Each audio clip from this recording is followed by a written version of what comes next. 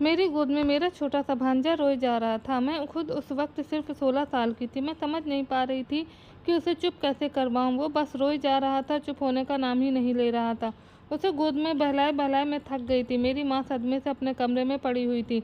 बार-बार उन्हें बेहोशी के दौरे पड़ रहे थे। मैं खुद भी एक बहुत बड़े गम से गुज़र रही थी, क्योंकि मेरी बड़ी बहन बच्चे की पैदाइश के होते ही दुनिया से चली गई थी। लेकिन जब बच्चा चुप ना हुआ तो मैं खुद भी रोने लगी। मेरी आवाज़ सुनकर पापा मेरे कमरे में आ गए। मुझे उस बच्चे के साथ रोते देखा तो कहने लगे, निशा क्या हुआ है बेटा, रो क्यों रही हो? मैंने कहा, पापा ये बच्चा चुप ही नहीं हो रहा, मैं इसे कैसे चुप करवाऊँ? मेरे पापा ने उस बच्चे को गोद में लिया और ठंडी सांस भरी। कहने लगे, इसने भी तो आते ही अपनी माँ को खोया है, क्या कर सकते हैं? बड़ी मुश्किल से मैंने अपनी माँ को और अपने भांजे को संभाला था। आखिर 8 दिन बाद जाकर आहिस्ता-आहिस्ता मेरी माँ की तबीयत कुछ ठीक हुई थी। फिर भी वो अपनी बेटी को याद करके बहुत रोती थी। लेकिन उन्होंने अपने नवासे को सँभालना शुरू कर दिया था। मेरी बहन के देहांत के बाद मेरे बहनोई मोहित एक बार भी हमारे घर में नहीं आया था। मेरी बहन और मोहित की मोहब्बत की शादी थी। एक दूसरे पे जान छिड़कते थे दोनों, लेकिन मेरी बहन की उम्र बहुत कम थी। पहले तो पापा मम्मी इस शादी के बिल्कुल खिलाफ थे। उनका कहना था कि अभी मेरी बहन, जिसका नाम सलोनी था, उसकी उम्र बहुत कम है। हम अभी अपनी बेटी की शादी नहीं करना चाहते। लेकिन सलोनी दीदी भी जिद पर आ गई थी और उधर मोहित ने भी घर का पीछा नहीं छोड़ा था। यूं मजबूरन मम्मी पापा को दोनों की शादी करवाना पड़ी, क्योंकि उन्हें डर था कि कहीं सलोनी दीदी जज्बात में आकर कोई गलत कदम न उठा लें। लेकिन बच्चे की पैदाइश पर ही मेरी दीदी दुनिया से चली गई थी। उसकी उम्र इतनी ही लिखी हुई थी। 1 महीना गुजर गया था। अब तो बच्चे को मेरी गोद की आदत सी लग गई थी। जब मोहित हमारे घर आया उस वक्त उसकी शेव बढ़ी हुई थी, आंखें लाल थीं। बस थोड़ी ही देर उसने अपने बेटे को गोद में लिया था, उसे प्यार किया था। मेरी माँ कहने लगी कि निशा अभी बहुत छोटी है, बड़ी मुश्किल से संभालती है रोहन को, और मैं तो वैसे ही बीमार रहती हूँ जब से सलोनी की मौत हुई है। मुझे तो ऐसा लगता है मेरी अंदर से आधी जान किसी ने निकाल ली है। मोहित कहने लगा, आंटी भगवान की मर्जी है, क्या कर सकते हैं। आप तो फिर भी एक दूसरे से कहकर अपना दिल हल्का कर सकती हैं, एक दूसरे को हौसला दे सकती हैं। मेरे बारे में भी तो सोचें। खाली घर में मुझे सलोनी की आवाज़ सुनाई देती है। मैं किस दिल से वहाँ अकेला रहता हूँ कि मैं ही जानता हूँ। मोहित का गम अपनी जगह बहुत बड़ा था। मेरी माँ ने ठंडी गहरी सांस ली थी। कहने लगी, अभी तो छुट्टियाँ हैं, लेकिन छुट्टियों के बाद निशा की 12वीं क्लास शुरू हो जाएगी बेटा। मैं छोटे से बच्चे को संभालने की हालत में नहीं हूँ। जाने वाली तो जा चुकी हैं। तुम्हें अब ज़िंदगी में आगे बढ़ना चाहिए, दूसरी शादी कर लो। ये सुनना था कि मोहित के माथे पर बल पड़े थे। कहने लगा, आंटी आप ये कैसी बातें कर रही हैं? सलोनी की जगह मैं किसी को नहीं दे सकता, कभी भी नहीं दे सकता। आप जानती हैं मैंने उससे कितनी मोहब्बत की है। उसके नाम पर ज़िंदगी बरसों गुजार सकता हूँ। मेरा बच्चा थोड़ा सा बड़ा हो जाए तो मैं उसको अपने साथ ले जाऊँगा। मेरी माँ कहने लगी, मैं जानती हूँ तुम सलोनी जैसी मोहब्बत किसी से नहीं कर सकते, लेकिन तुम्हारे बच्चों को तो माँ की ज़रूरत है ना। मोहित कहने लगा, क्यों, क्या मासी नहीं पाल सकती? निशा अभी छोटी है, सिर्फ 16 साल की है। आपको कौन सा अभी इसकी शादी कर देनी है? जब तक वो 20-22 साल की होगी मेरा बेटा 5-6 साल का हो जाएगा और फिर मैं इसे ले जाऊंगा। लेकिन मेरी माँ कहने लगी, बेटा अब तुम्हें अपनी ज़िंदगी में आगे बढ़ना चाहिए। अगर तुम्हारा बेटा रोहन निशा का आदी हो गया तो किसी दूसरी औरत को सह नहीं पाएगा। जाहिर है आज नहीं तो कल तुम्हें दूसरी शादी तो करना ही होगी। ये ज़िंदगी अकेले नहीं कटेगी। वो कहने लगा, मुझे शादी करनी ही नहीं है, ना अभी और ना फिर कभी। मेरी माँ कहने लगी, फ़िलहाल तुम्हारे दिल में सलोनी का गम ताज़ा है, लेकिन मैं जानती हूँ वक्त के साथ साथ सब कुछ नॉर्मल हो जाएगा। कुछ महीने बाद ही तुम शादी कर लेना, ताकि तुम्हारे बच्चे को उसी लड़की की आदत हो जाए जो तुम्हारी बीवी हो, वरना बाद में बहुत मुश्किल हो जाएगी। अभी तो रोहन छोटा है कि जिसकी गोद में डालोगे उसी की गोद में उसकी आदत हो जाएगी, लेकिन बड़ा हो गया तो उसे नई औरत को कबूल करने में बहुत परेशानी होगी। मेरी माँ की बात मोहित को बुरी लगी थी। वो फ़ौरन उठकर चला गया और उसके बाद पूरे 4 महीने बाद आया था। रोहन 5 महीने का हो चुका था। अब तो मेरे बगैर रहता ही नहीं था। मेरे लिए बड़ी मुश्किल होती थी। कॉलेज से आती तो वह रो रहा होता था। मम्मी उसे बहला फुसला कर थक जाती, लेकिन चुप ही नहीं होता था। मैं आते ही उसे गोद में भरती तो उसका रोना बंद हो जाता। मेरे साथ ही सोता था, मेरे हाथ से ही खाता था। मुझे अपनी माँ समझता था और मैं भी उसके लिए ऐसे ही जज्बात रखने लगी थी। मुझे लगता कि जैसे वह मेरा ही बच्चा हो। मेरी माँ बार बार मोहित को कहती कि अपनी ज़िंदगी के बारे में सोचो, तुम्हारे बच्चे का मामला है, लेकिन वह पता नहीं क्या सोच बैठा था। माँ के बार बार बुलाने पर 4 महीने बाद आया था। 1 ही घंटा बैठा था। माँ की बातें एक कान से सुनकर दूसरे कान से निकाल देता और फिर उठकर चला भी गया था। हर महीने वह कुछ पैसे मेरे पापा की दुकान पर दे जाता। कहता था कि ये रोहन के खर्चे के हैं। मैं अपने बच्चे का बोझ किसी पर डालना नहीं चाहता। दिन यूं ही गुजरने लगे थे और मैं 19 साल की हो गई थी। अब तो रोहन भी 3 साल का हो गया था। अब तो मेरे बगैर और भी नहीं रहता था। मुझे मम्मी मम्मी कहता था। उन्हीं दिनों मेरा रिश्ता भी आया था। काफ़ी अच्छे खाते पीते लोग थे। मेरी माँ ने मोहित को बुलाया। कहने लगी कि निशा का बहुत अच्छा रिश्ता आया है और हम चाहते हैं कि इसकी शादी कर दें। ये सुनकर वह कहने लगा, लेकिन मेरे बच्चे का क्या होगा? क्या रोहन आपकी औलाद नहीं है? आपकी बेटी की आखिरी निशानी है। अपनी बेटी की खातिर मेरे बच्चे के साथ इतना बुरा मत करिए। इससे इसकी माँ मत छीनिए। रोहन निशा को ही अपनी माँ समझता है और अभी कौन सा आपकी बेटी की उम्र गुजरी जा रही है। 2-3 साल और रुक जाए, तब तक रोहन भी बड़ा हो जाएगा और बात को समझने लगेगा। आप देखना, मैं खुद ही नहीं निशा की शादी बहुत ही अच्छे घर में करवा दूंगा, लेकिन मेरे बेटे को इस काबिल होने दें कि मैं उसके साथ रह सकूं और वह बातों को समझने लगे। मेरी माँ कहने लगी, तुम समझते क्यों नहीं हो मोहित? वह अभी निशा की जान नहीं छोड़ता। उसे अपनी माँ समझता है। कुछ और बड़ा हो गया तो इसके बगैर बिल्कुल नहीं रहेगा। और वक्त का कुछ पता नहीं है। मैं बीमार रहती हूँ और निशा के पापा भी ब्लड प्रेशर के मरीज हैं। हम अपने बच्चे की शादी जल्द से जल्द करना चाहते हैं। तुम अपने बारे में सोचो। वह कहने लगा, ठीक है, आपको इतनी ही जल्दी है तो फिर निशा की शादी मुझसे कर दें। मोहित ने ये बात अचानक ही कही थी। मेरी माँ को इस बात की उम्मीद नहीं थी कि मोहित ऐसा भी कह सकता था। ये सुनना था कि मेरी माँ ने हैरत से उसे देखा था। कहने लगी, तुम निशा से बहुत बड़े हो, पूरे 10 साल बड़े हो मोहित।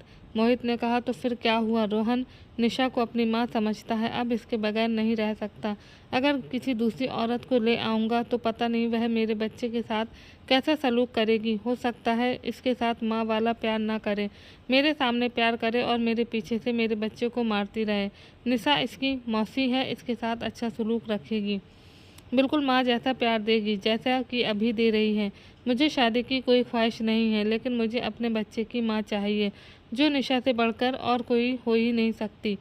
मेरी माँ कहने लगी, मैं तुम्हारे ससुर से बात करके देखूंगी। देखो निशा मेरी एक ही बेटी है। अगर तुम उसे अपनाना चाहते हो तो पूरे दिल से अपनाना, सिर्फ रोहन की माँ की हैसियत से नहीं बल्कि अपनी बीवी की हैसियत से भी अपनाओ, ताकि मुझे शादी के बाद अपनी बेटी की तरफ से फिक्र न रहे। ये बात सुनकर मोहित के माथे पर बल पड़े थे। कहने लगा, आपको शिकायत का मौका नहीं मिलेगा। मोहित अच्छे खाते पीते घराने से ताल्लुक़ रखता था। देखने में भी खूबसूरत नौजवान था। उम्र 29 साल थी। कोई भी लड़की उसको देखकर अपना दिल उस पर हार सकती थी, लेकिन मेरे दिल में मोहित के लिए ऐसी कोई बात नहीं थी। होती भी कैसे? मैंने उसे हमेशा अपने बहनों की नज़र से ही देखा था। उसके घर में किसी भी चीज़ की कोई कमी नहीं थी। जब ये बात मेरे पापा को पता चली तो कुछ सोच समझ कर उन्होंने भी हाँ कर दी थी, क्योंकि वह उम्र में मुझसे 10 साल बड़ा तो था, लेकिन उसके अलावा मोहित में कोई कमी नहीं थी। और सबसे बड़ा मसला तो रोहन का था। वह अभी बहुत छोटा था और उसे एक माँ की ज़रूरत थी। नई आई औरत का क्या भरोसा, उसे सगी माँ की मोहब्बत देती या न देती। और यही सोचकर मेरे पापा ने शादी के लिए हाँ कर दी। और ऊपर से मोहित के घर में किसी चीज़ की कमी भी नहीं थी। इधर रोहन भी मेरा बहुत आदी हो चुका था। मेरी माँ ने जब मेरी रजामंदी पूछी तो मैंने कोई भी ऐतराज़ नहीं किया था। मोहित में ऐसी कोई कमी नहीं थी जिस बात पर मैं ऐतराज़ करती, बल्कि मेरे लिए खुशी की बात थी कि अब मैं रोहन की देखभाल आराम से कर सकूंगी, क्योंकि रोहन से मुझे बड़ा ही लगाव हो गया था। खैर, बड़ी ही सादगी के साथ मेरी और मोहित की शादी कर दी गई। मैं जब विदा होकर मोहित के घर आई तो मेरा दिल ज़ोर से धड़क रहा था, क्योंकि मैंने मोहित के बारे में कभी भी ऐसा नहीं सोचा था। बस यही था कि वह मेरा बहनोई है। फ़िलहाल तो मेरा दिल बिल्कुल खाली था, इसमें कोई भी जज्बा नहीं था। मुझे लगा शायद वह मेरे साथ वैसा ही सलूक करेगा जैसा कि एक पति अपनी बीवी के साथ करता है, लेकिन ऐसा नहीं था। घर में आते ही उसने मुझे एक अलग कमरा दिखाया था। कहने लगा, यहाँ तुम्हें कोई तकलीफ़ नहीं होगी, तुम रोहन के साथ यहाँ बड़े सुकून से ज़िंदगी गुजार सकती हो। मैंने हैरत से मोहित को देखा था। मेरे पास आकर कहने लगा, मेरे दिल में कल भी सलोनी थी और आज भी सलोनी है और हमेशा सलोनी ही रहेगी। तुम मेरे घर में सिर्फ़ और सिर्फ मेरे बेटे रोहन की माँ बनकर आई हो और ना ही कभी मेरी बीवी बनने की कोशिश करना। ये कहकर वह कमरे से जा चुका था और मैं चुपचाप आंखों में आंसू लिए उसे देखती जा रही थी। मेरा कमरा खाली हो चुका था। रोहन मेरी उंगली पकड़े मम्मी मम्मी कह रहा था। मैंने अपनी आंखों से बहते आंसू साफ किए और रोहन को बेड पर लिटाकर सुलाने लगी।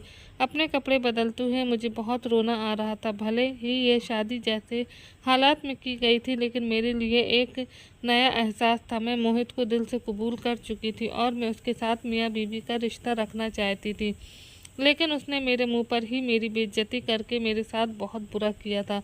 मेरा दिल दुखाया था उसने। मैंने सोचा इससे तो अच्छा था काश मेरी माँ मेरी शादी किसी और से कर देती। कम से कम वह मेरे साथ ऐसा सलूक तो ना करता। ये आदमी तो पत्थर दिल है। कितने आराम से मुझे ये सब कुछ कहकर चला भी गया था। एक बार भी नहीं सोचा कि मेरे दिल पर क्या गुजरेगी। मुझे अपनी बहन से नफरत नहीं थी, लेकिन मैं अपनी ज़िंदगी अच्छे से गुजारना चाहती थी। हर लड़की यही चाहती है कि उसका जीवन साथी सिर्फ और सिर्फ उससे मोहब्बत करे। पहले जब मोहित सलोनी से मोहब्बत करता था तो मुझे इस बात की खुशी होती थी कि मेरी बहन कितनी खुशकिस्मत है, उसे इतना प्यार करने वाला पति मिला है। लेकिन अब यही बात मुझे चुभने लगी थी।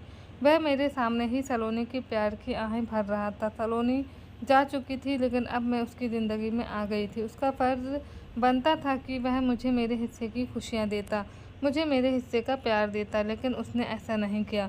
सुबह मैं उठी तो बिल्कुल चुपचाप थी और मैंने नाश्ता टेबल पर रख दिया था। मोहित ने चुपचाप नाश्ता किया। उसने एक नज़र उठाकर भी मेरी तरफ नहीं देखा था। मैं उस पत्थर दिल आदमी को देखकर अपने दिल ही दिल में आंसू बहाती रही। खूबसूरती में मैं सलोनी से कहीं बढ़कर थी। खूबसूरत तो सलोनी भी थी, लेकिन मैं उससे कहीं ज़्यादा खूबसूरत थी। लेकिन मोहित ने मेरी तरफ नज़र उठाकर भी नहीं देखा था। उसके दिल में सिर्फ और सिर्फ सलोनी बसी हुई थी। वह चला गया और दिन अब ऐसे ही गुजरने लगे थे। पूरा दिन या तो मैं काम पर लगी रहती या रोहन में लगी रहती, लेकिन रात को ना चाहते हुए भी मेरी आंखों में आंसू बहने लगते थे। वह तो मुझे देखना भी पसंद नहीं करता था। मेरे पास आना तो बहुत दूर की बात थी। हाँ, मेरी ज़रूरत का हर सामान वह लाकर रख देता था। मुझे खाने पीने पहनने ओढ़ने की कोई कमी नहीं थी, लेकिन औरत के लिए यही सब कुछ काफ़ी नहीं होता। उसे पति की मोहब्बत भी चाहिए होती है, जो मुझे मिल नहीं रही थी। हर लड़की के अंदर ये ख्वाहिश होती है। मेरा मन करता है वह मुझे प्यार दे, मेरी तारीफ़ करे। एक बार यूँ ही मेरे तैयार होने को जी चाहा। मैंने खूबसूरत सी साड़ी पहनी थी, मेकअप किया था, अपने बाल खुले छोड़ दिए। इत्तेफाक ऐसा था कि उसी वक्त मोहित भी घर आ गया। मुझे देखकर उसके माथे पर बल पड़े थे। गुस्से से मुझे देखने लगा और बोला, ये क्या पहन रखा है तुमने? इस तरह तैयार होकर मेरा दिल लुभाना चाहती हो? क्या समझती हो? क्या मैं कमज़ोर किरदार का मालिक हूँ? तुम मेरे सामने सच संवर कर आओगी तो मैं अपने होश खो बैठूँगा, तुम्हारे करीब हो जाऊँगा। शर्म नहीं आती ऐसे हथकंडे इस्तेमाल करते हुए? उसकी बातें सुनकर मुझे अपना आप उसके सामने बहुत छोटा लगने लगा था। मुझे अपनी बहुत बेइज्जती महसूस हुई थी। मेरी आंखों में आंसू आ गए थे।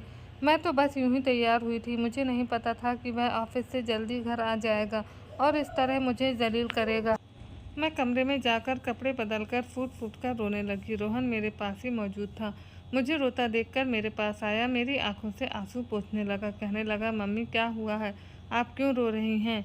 पापा ने आपको डांटा है? मैं तो आपका प्यारा बेटा हूँ ना। छोड़ें पापा को, मैं आपको अभी माथे पर प्यार करता हूँ, आप ठीक हो जाओगी। जिस तरह मैं उसे बहलाया करती थी वह भी मुझे बहला रहा था। उसने मेरे माथे पर प्यार किया तो मैंने अपने आंसू साफ किए। रोती हुई मैंने अपना सारा मेकअप बिगाड़ दिया था। मेरी लिपस्टिक पूरे मुंह पर फैल चुकी थी और काजल भी गालों तक आ रहा था। मेरे दिल में उस वक्त मोहित के लिए जरा भी कोई एहसास नहीं था, बल्कि मुझे उस पर गुस्सा आ रहा था। ना जाने क्यों मुझे एकदम से ये महसूस होने लगा कि जैसे अगर मेरी ज़िंदगी में रोहन ना होता तो शायद आज मेरे साथ ये सब कुछ ना हुआ होता। रोहन की वजह से ही मेरी शादी मोहित के साथ हुई थी, जो कि मैं बिल्कुल नहीं चाहती। रोहन ने मेरा ऐसा हुलिया देखा तो अपने छोटे छोटे हाथों से मेरा चेहरा साफ करने लगा। कहने लगा, मम्मी आप तो प्यारी सी भूतनी बन गई हैं। मैं अभी आपका चेहरा साफ करता हूँ, वरना पापा डर जाएंगे और आपसे भी लड़ेंगे। उसकी बात सुनकर मेरे चेहरे पर मुस्कुराहट फैल गई थी। वह तो मासूम सा बच्चा था, लेकिन उस दिन के बाद से दोबारा मैं कभी तैयार नहीं हुई थी। मैं तो बड़ी ही शरारती टाइप की लड़की हुआ करती थी। बहुत दिल चाहता था कि बोलूं, हंसी खेलूं, तैयार होऊं, मेकअप करूं और खूब रंग बिरंगे कपड़े पहनूं, लेकिन उस दिन के बाद से दोबारा एक बार भी मेरा दिल ये सब करने को नहीं चाहा था। मैं अब 20 साल की हो चुकी थी। मेरी सालगिरह थी और पता नहीं उस दिन मेरे दिल में क्या आई कि मैंने अपनी पसंद का लाल रंग का एक फ़्रॉक पहना था। बाल भी खुले छोड़ दिए। अभी दिन था और मोहित के आने का टाइम नहीं था। हल्का फुल्का मेकअप भी मैंने अपने चेहरे पर कर लिया था। रोहन मेरे पास ही मौजूद था। अब तो उसके स्कूल जाने की भी उम्र हो चुकी थी। कभी कभी जब मैं बहुत ज़्यादा बेचैन होती तो मेरे दिल में रोहन के लिए गुस्सा आने लगता था, लेकिन अगले ही पल मैं अपने इस एहसास को झटक दिया करती थी। ये तो मेरा भांजा है, मुझे मम्मी मम्मी कहता है। मैं बिल्कुल अपनी औलाद की तरह इससे मोहब्बत करती थी। उसके बाप की सज़ा मैं रोहन को क्यों दूँ। उस दिन मैं तैयार होकर बैठी थी जब रोहन ने मोबाइल में मेरी तस्वीर बनाकर मोहित के नंबर पर भेज दी।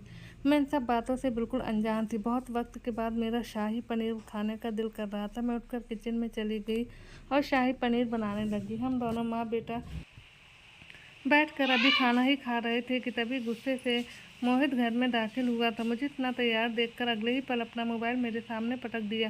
कहने लगा, ये सब कुछ क्यों किया है? तुम्हें शर्म नहीं आती? मैं वहाँ मीटिंग में बिजी हूँ और तुम मुझे बार बार अपनी तस्वीर भेज रही हो। मैंने कितनी बार तुम्हें समझाया कि मेरे सामने इस तरह की हरकतें मत किया करो। तुम्हारी मेरी नज़र में कोई भी अहमियत नहीं है। तुम सिर्फ और सिर्फ मेरे बच्चे की माँ हो। मैं तो बस हक्का बक्का उसका चेहरा देखती रही क्योंकि मुझे तो कुछ भी नहीं पता था। अगले ही पल उसने मेरा मुंह दबाकर मुझे जोर से झटक दिया था। मेरे हाथों से सुर्ख रंग की कांच की चूड़ियाँ थीं जो मैंने बड़े ही दिल से अपने ड्रेस के साथ मैचिंग करके पहनी थी। अगले ही पल उसने मेरा हाथ टेबल पर मारा था। जोर से टेबल पर हाथ लगने से चूड़ियाँ टूटकर इधर उधर बिखर गई थी। रोहन तो डर कर पीछे छुप गया था। कांच मेरी कलाइयों में चुप चुका था और मैं बस सिसकारी भर भर कर रह रही थी। मुझे तो पता ही नहीं चला कि कौन सी तस्वीर मोहित के नंबर पर भेजी गई थी। वो तो रोहन था जो अपनी नादानी में मेरी तस्वीर उसने अपने पापा के नंबर पर सेंड कर दी थी। मोहित के गुस्से का निशाना मैं बनी थी। शायद यार होना, अपनी मनमर्जी के कपड़े पहनना, अपनी पसंद का खाना खाना, सब कुछ मुझ पर हराम हो चुका था। मैं अपने कमरे में बंद होकर कितनी देर तक अपने जज्बात और अपने अरमानों का गला घोट कर रोती रही। मेरी आंखों में आंसू बह रहे थे। उस रात एक पल के लिए भी मेरी आंखें बंद नहीं हुई थी। रोहन दरवाज़ा बजाता रहा लेकिन मैंने दरवाज़ा नहीं खोला। वो अपने बाप के पास ही सो गया था। अगली सुबह जब मैं कमरे में बाहर निकली तो मेरा रवैया बिल्कुल बदल चुका था। मोहित मुझे पलट कर देख रहा था। उसे लगा शायद मैं कुछ बोलूँगी, कुछ शायद करूँगी या रोहन के साथ बुरा सलूक करूँगी ताकि उसे मुझे डांटने का फिर से मौका मिल जाए। लेकिन मैं एकदम से चुप थी। दिमाग में सिर्फ यही बात थी कि मैं सिर्फ और सिर्फ रोहन की माँ हूँ और मेरा यहाँ पर कोई दूसरा काम नहीं था। मेरा काम यहाँ सिर्फ रोहन का ख्याल रखना और अपने पति की ज़रूरतों को पूरा करना था। मैंने अपना मन तो कब कमा लिया था। सारी मोहब्बत, सारे जज्बात, सारे ख्वाब जो मेरी उम्र की लड़कियाँ देखती हैं, मैंने देखना छोड़ दिए थे। बड़े प्यार से मैंने रोहन को नाश्ता करवाया था। उसके बाद उसे स्कूल छोड़ा, घर के सारे कामकाज किए थे। मेरे जितने भी नए सूट थे, कीमती महंगे जोड़े जो मुझे मेरी माँ ने लेकर दिए थे, मैंने सबको आग लगा दी थी। मैंने खुद पर ध्यान देना छोड़ दिया था। कितने कितने दिन तक मैं कंघी भी ना करती थी। खैर, मैं रोहन के साथ साथ मोहित की हर जिम्मेदारी निभाती थी। मैंने अब मोहित से बोलना ही छोड़ दिया था। कभी ज़रूरत होती तो बोल देती, वरना अपने कामों में ही लगी रहती थी। मुझे चुपचाप कामों में लग गया देखकर अब शायद मोहित को भी एहसास होने लगा था। कभी कभी वो गुस्से से बात करने की कोशिश करता लेकिन मैं बस हाँ में जवाब दे देती। फिर उसकी हिम्मत ही नहीं होती थी मुझसे बात करने की। लेकिन अब मुझे इन सब बातों से ज़रा भी फ़र्क नहीं पड़ता था। मेरे जज्बात तो कब के ख़त्म हो चुके थे। रोहन स्कूल जाने लगा था, पढ़ाई में भी बहुत अच्छा था। अब तो जो टाइम बचता मैं उसकी पढ़ाई में बिजी हो जाया करती थी। ना ही मुझे अपनी खूबसूरती को बनाए रखने का शौक़ था और ना ही सजने संवरने का। चूड़ियाँ क्या होती हैं ये तो मैं भूल ही चुकी थी। कोई भी फंक्शन हो, कोई भी त्यौहार हो, मैंने कभी संवर कर नहीं जाना था। इस बार जब दिवाली आई तो शायद मोहित नोट कर चुका था। वो जब उमर को मॉल लेकर गया तो मुझे भी चलने के लिए कहने लगा, लेकिन मैंने काम का बहाना बनाकर मना कर दिया। जब मोहित रोहन के साथ वापस आया तो बड़ा ही खुश था। मेरे पास आया और एक खाकी कागज़ मेरी तरफ बढ़ा दिया। कहने लगा, ये तुम्हारे लिए लाए हूँ। ये कहते हुए वो कुछ हिचकिचा रहा था। चेहरे पर शर्मिंदगी भी थी। मैं तो हैरान थी, इतने सालों में वो मेरे लिए आखिर क्या चीज़ लेकर आया था। मैंने बेयकीनी से उसकी तरफ देखा था और फिर बगैर किसी भाव के मैंने उसे खोलकर देखा तो उसमें कांच की लाल रंग की चूड़ियाँ थीं जो कभी मेरी पसंदीदा हुआ करती थी। मैंने एक सरसरी सी नज़र चूड़ियों पर डाली और कहने लगी, ये आप किस लिए लाए हैं? मोहित मुझे हैरत से देखने लगा। बोला, मतलब अपने बेटे की माँ के लिए लाया हूँ, तुम्हारे लिए लाया हूँ। तुम्हें लाल रंग की चूड़ियाँ पसंद है ना, तो पहन लो। मैं तो जितना हैरान होती उतना ही कम था। नज़र उठाकर उसकी तरफ देखा। एक पल को मुझे उसकी आंखों में अजीब सी कशिश महसूस हुई थी। कुछ ऐसा ज़रूर था जिसने मुझे नज़र चुराने पर मजबूर कर दिया था। शायद उसे इतने सालों में एहसास हो चुका था कि मैं उसकी बीवी हूँ। उसकी पहली बीवी तो मर चुकी थी, लेकिन उसकी ज़िंदगी में एक दूसरी औरत भी थी। यही वजह थी कि उसकी घर में हम एक जायज़ रिश्ते में होने के बावजूद भी एक दूसरे से दूर थे, क्योंकि वो सलोनी को अभी तक भूला नहीं था। लेकिन शायद अब उसके दिल में मेरे लिए मोहब्बत जागने लगी थी। मैंने चूड़ियाँ लेकर वहीं शेल्फ पर रख दी और कहा कि अभी मैं काम कर रही हूँ, आपका बहुत बहुत शुक्रिया। इतना कहने के बाद मैं वहाँ से जा चुकी थी, लेकिन मुझे अब इन चीज़ों से कोई फ़र्क नहीं पड़ता था। दिवाली थी तो सभी तैयार थे। मैं घर में कामों में लगी रही। मेरे माँ बाप भी वहीं आ चुके थे। बाकी ख़ानदान से भी लोग हमारे यहाँ पर मिठाई देने आए हुए थे। सब लोग मुझसे कह रहे थे कि तुम्हारी उम्र की लड़कियाँ तो दो दो बच्चों की माँ बन गई हैं और आज भी पूरी तरह तैयार रहती हैं, हाथों में चूड़ियाँ पहनती हैं, खूब मेकअप करती हैं, अपने आप को खूब सजा बना कर रखती हैं। लेकिन तुम तो किसी उजड़ी हुई हालत में रहती हो। मोहित ने मुझ पर ध्यान दिया तो मेरे पास चला आया। कहने लगा, तुम ये सब कुछ अकेले क्यों कर रही हो? देखो सभी तैयार हैं, एक तुम हो कि घर के कामों में घन चक्कर बनी हुई हो। चलो आओ, ये काम छोड़ो और तैयार हो जाओ। आज मोहित मुझे मुस्कुरा कर देख रहा था। कहने लगा, तैयार हो जाओ, और मुझे जितनी हैरत होती उतनी कम थी। वह मेरे करीब आने की कोशिश करने लगा था। मैंने कहा, आपको याद आ गया? इतने सालों में तो ना जाने कब से इसी हाल में रहती चली आ रही हूँ। साल में न जाने कितने तो त्यौहार आते हैं, लेकिन मैंने कभी नए कपड़े नहीं पहने। इससे पहले तो आपने कभी ध्यान नहीं दिया। आज आपको क्यों एहसास हो रहा है? मेरे सवाल पर वह जवाब खो चुका था। मेरी माँ ने भी मेरा हाथ पकड़कर कहा, मेहंदी क्यों नहीं लगवाई तुमने? और ना ही नए कपड़े पहने और ना ही ज्वेलरी पहने। तुम्हारे पास तो सोने की ज्वेलरी भी पड़ी हुई है, सलोने के हिस्से की भी तुम्हारे पास है। तुम्हारे पास किसी चीज़ की कोई कमी नहीं है, फिर इस तरह उजड़े हुलिये में क्यों घूम रही हो? लेकिन मैं बस एक फीकी सी मुस्कुराहट अपने चेहरे पर सजा पाई थी। कहीं न कहीं उसको अपनी गलती का एहसास हो चुका था। उस दिन जब रोहन सो चुका था तो मैं यूं ही अपने ख्यालों में गुम कमरे में बैठी हुई थी। मोहित कमरे में आया था। उसको अपने कमरे में देखकर मैं थोड़ी सी हैरान हुई थी, क्योंकि रात के वक्त पहली बार था जब वह इतने सालों में मेरे कमरे में आया था। वह मेरे सामने बैठ गया, मेरा हाथ पकड़कर मुझसे बातें करने लगा, लेकिन मैंने अपना हाथ छुड़ा लिया। कहने लगा, देखो निशा, मैंने तुम्हारे साथ बहुत गलत सलूक रखा है। मैं जानता हूँ सलोनी की मोहब्बत में मैं बिल्कुल अंधा हो चुका था, लेकिन ये बात तुम भी जानती हो कि सलोनी मेरी ज़िंदगी में क्या अहमियत रखती थी। हम दोनों एक दूसरे पर जान लुटाते थे। फिर उसको मुझे छोड़कर चले जाना मेरे दिलो दिमाग पर गहरा असर डाल चुका था। मैं बिल्कुल उसके लिए दीवाना सा हो गया था, जिसकी खातिर मैंने तुम्हारा हक भी भुला दिया था। लेकिन वक्त के साथ साथ मुझे एहसास हो चुका है कि मैंने तुम्हारे साथ बहुत गलत किया है।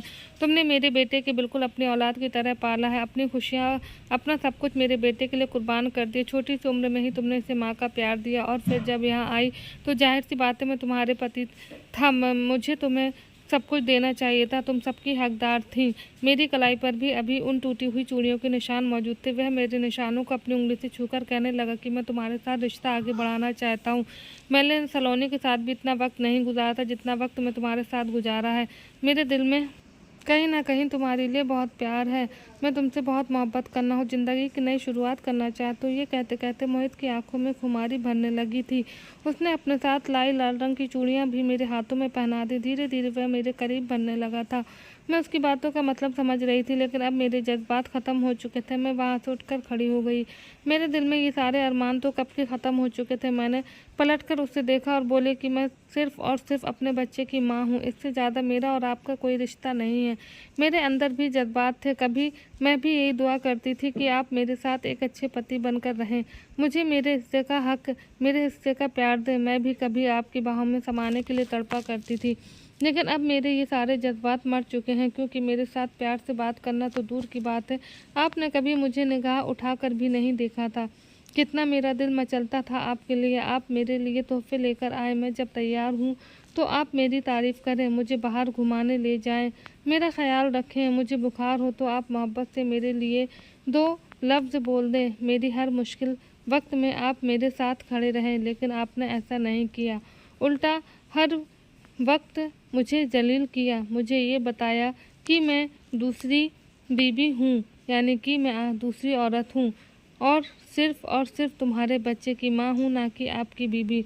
और अब जब मेरे सारे जज्बात राख बन चुके हैं तो आप फिर से मुझे सहाने की यानी कि सुहाने ख्वाब दिखा रहे हैं। मुझे समझाना चाहते हैं कि अब तुम्हारे साथ नई शादीशुदा ज़िंदगी की शुरुआत करूं। देखिए, अगर आपके दिल में एक औरत के लिए जज्बे जाग रहे हैं और आप अपने अंदर के जज्बातों को ठंडा करना चाहते हैं तो बेहतर है जाएं और जाकर एक दूसरी औरत से शादी कर लें जो आपकी ज़रूरतों को पूरा कर सके। मैं सिर्फ़ और सिर्फ रोहन की माँ हूँ, इससे ज़्यादा मैं कुछ भी नहीं। आपको मेरी तरफ से खुली इजाज़त है। आप जाकर तीसरी शादी कर सकते। इतना कहने के बाद मैं कमरे से निकलकर बालकनी में जा चुकी थी। कुछ देर बाद मेरे मोहित और मेरे रोहन निकलकर अपने कमरे में चला गया था। मैं वहीं बालकनी में खड़ी कितनी ही देर तक आंसू अपने अंदर उतारती रही। मैं चाहकर भी अपने दिल में उसके लिए जज्बात नहीं बना पा रही थी। और जब औरत एक बार अपने दिल के दरवाजे किसी मर्द के लिए औरत बंद कर दे तो फिर वह चाहे जो मर्जी कर ले, औरत पिघलती नहीं। बार बार जलील करने के बाद अगर मर्द समझता है कि वह औरत को फिर से पहले जैसा कर देगा तो ये उसकी सबसे बड़ी गलतफहमी है। दोस्तों, आज की ये कहानी कैसी लगी ज़रूर बताइएगा। कहानी को लेकर अपनी राय ज़रूर देना। कहानी को पूरा सुनने के लिए आपका बहुत बहुत धन्यवाद। चैनल को सब्सक्राइब करना